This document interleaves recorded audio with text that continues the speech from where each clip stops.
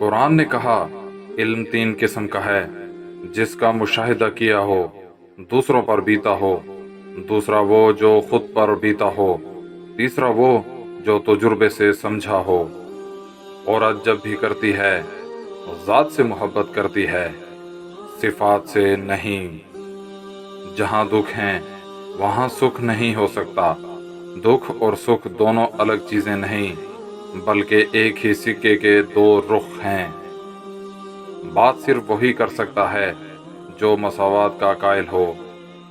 दुनिया में भौंकने वाले कुत्ते बहुत हैं। जीना चाहते हो तो उनकी आवाज़ ना सुनने की सलाहियत पैदा करो।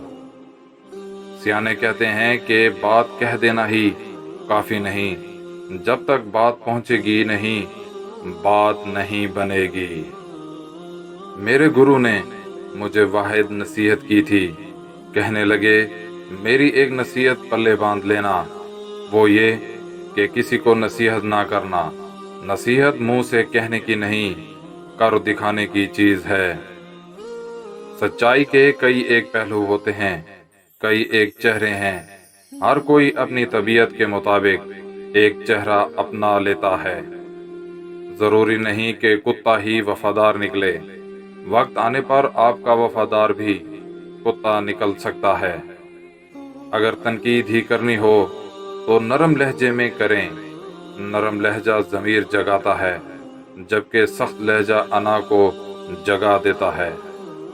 चीज़ें वक्ती होती हैं, टूट जाती हैं।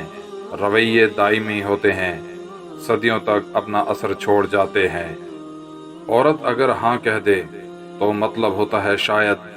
अगर वो शायद कह दे तो मतलब होता है हाँ। अगर हाँ कह दे तो समझ लो वो औरत है ही नहीं। इंसानी शख्सियत फ़कीर की गठड़ी की मानंद है, जिस पर रंगारंग के पैबंद लगे होते हैं। हर टुकड़ा दूसरे से मुख्तलिफ है, तज़ाद ही तज़ाद। वो शख्स कामयाब नहीं हो पाता जिसमें नाकामी का खौफ कामयाबी की चाहत से ज़्यादा हो।